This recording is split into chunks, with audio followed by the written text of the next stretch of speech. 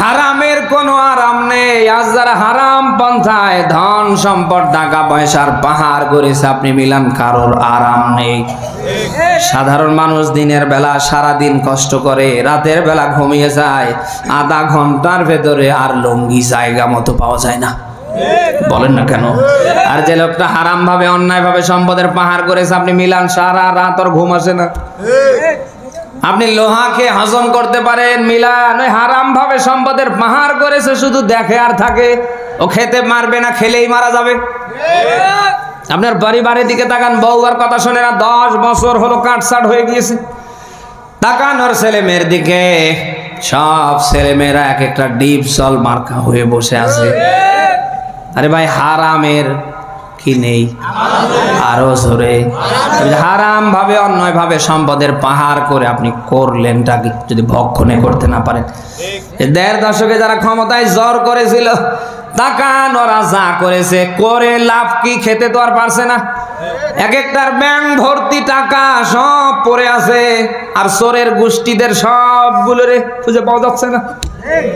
বলেন না কেন? তাহলে আপনি অবৈধভাবে সম্পদ করে লাভ কি যদি খেতেই না পারেন? এজন্য আমাদের বলতে কিছু আছে, সব কার? চোখের লাইট দুইটা বন্ধ যতদিন হয়নি, আপনি আমি হয়তো মনে করছি এটা আমার ওটা আমার, কিন্তু বাস্তব মালিককে বলেন তো। চোখ দুইটা বন্ধ হয়ে গেলে কিছু নিয়ে যেতে পারবেন? এই যে আমার পরনে আপনি নামি দামি পোশাক দেখছেন, একটাও থাকবে না।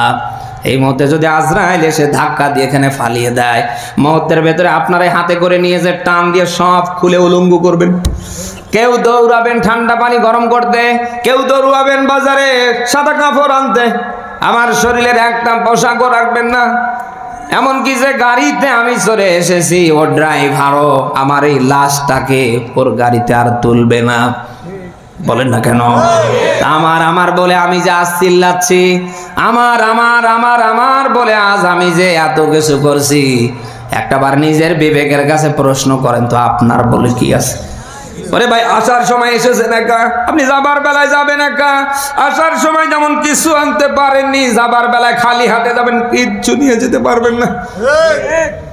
আজ যে স্ত্রীর কারণে, আজ যে সন্তান সন্ততিকে খুশি করার জন্য, আজ নেতাকে কর্মী হয়ে খুশি করার জন্য আপনি যা করছেন, ওরে ভাই চোখ দুইটা বন্ধ হলে একটারও খুঁজে পাবেন না। চোখে লাইট আছে যতক্ষণ, দুনিয়ার সবাই আপনার জন্য অপেক্ষা করবে ততক্ষণ। চোখের লাইট দুইটা বন্ধ হয়ে গেলে কেউ কারোর, আরো জোরে, সবাই তাড়াহুড়া করবে, এরে রেখে আর লাভ নেই, তাড়াতাড়ি কবর খনন করো, পরে দাফন করো। 1 সপ্তাহ যাবে, 40 পার হয়ে যাবে। এইভাবে যতদিন সামনে যেতে থাকবে, কোনো দোকানে কোনো জায়গায় আপনার নাম যদি কেউ নেয়, অন্যরা ধমক দিয়ে বলবে বেটা বেয়াদব, মরা মানুষের নাম নিতে নেই। বলেন না কেন? আরে ভাই, কিসের ধান্দায় কি করছেন? কিসের মাস্তানি দেখান? কিসের ক্ষমতা দেখান? আপনি কিসের কি করছেন আমারে বলেন? এই যে দুনিয়ার যত কিছু আপনি দেখছেন, এগুলি সব দুনিয়ার সৌন্দর্য শোভা। 2 নম্বরে আল্লাহ সূরা হাদীদের 20 নম্বর আয়াতের শেষ অংশে দিয়েছে, অমাল হায়াতুদ দুনিয়া ইল্লা মাতাউল গুরুর। আল্লাহ বলেন পার্থিব জগতে যা দেখছো সব ধোঁকাবাজি ছাড়া কিছু না। আপনি এত কষ্ট করে এত কিছু করলেন, মরার সময় কি কিছু নিয়ে যেতে পারবেন? এই এলাকার মানুষ আপনাদের কিছু দেবে? আরে ভাই, দুনিয়ার যত কিছু আপনি দেখছেন সব দুনিয়ার সৌন্দর্য শোভা, এগুলি ধোঁকাবাজি ছাড়া আর কিছু না। আপনার যতই হবে ততই আরো এগুলির পেছনে আকাঙ্ক্ষা বেড়ে যাবে। যার 10 টাকা হবে ওর আকাঙ্ক্ষা বাড়বে, আর 10 টাকা হয় কি করে? বানি আদমের পেট পৃথিবীর কেউ ভরাট করতে পারে না, কিয়ামত পর্যন্ত হায়াত নিয়ে বাঁচলেও পারবে না। বানি আদমের পেট ভরবে তখন ওই কবরে যাবে যখন। কবরের মাটি ছাড়া কারোর পেট ভরে? বলে। এই জন্য সফল ওই মানুষটাকে দুনিয়ায় বলা হয় যে মানুষটা আল্লাহর জন্য নিজেকে তৈরি করে ঈমান নিয়ে মরতে পারে, আর কিয়ামতে যদি আল্লাহ তাকে জাহান্নাম থেকে বেঁচে জান্নাতে দেয়।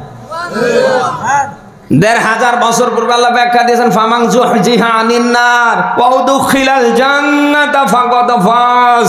আয়াতটার দিকে খেয়াল করে আল্লাহ বলেন ওই ব্যক্তি সবচেয়ে বড় সফল, যাকে জাহান্নাম থেকে বেঁচে জান্নাতে দেয়া হবে। আপনি যা করছেন আপনার বিবেকের কাছে প্রশ্ন করছি, আপনি কি কিয়ামতে জাহান্নাম থেকে বেঁচে জান্নাতে যেতে পারেন? এই যার কথা আসছে, আপনার বিবেকের কাছে প্রশ্ন করছে। আপনার বয়স চলছে 70, 60, 80-র ওপরে। আপনি এই হায়াতের জীবনে পার্থিব জগতে আপনি যা করলেন, আপনি কি কিয়ামতে জাহান্নাম থেকে বেঁচে জান্নাতে যেতে পারবেন? যদি নাই পারেন তাহলে কি করছেন? আমি আবারও বলছি, আপনি কিসের ধান্দায় কি করছেন? কেউ কারোর হিসাব দেবে না। আপনি দুনিয়ায় যা করেছেন আপনার হিসাব আপনাকেই।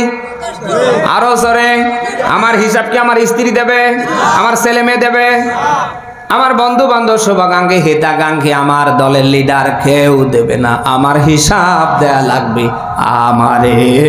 আমি জয় টাকা আমার সন্তান, আমার পরিবার পরিজনের জন্য আমি এক্সেস রেখেছি, এর ব্যাপারে কিয়ামতে আল্লাহ আমাকেই ধরবে।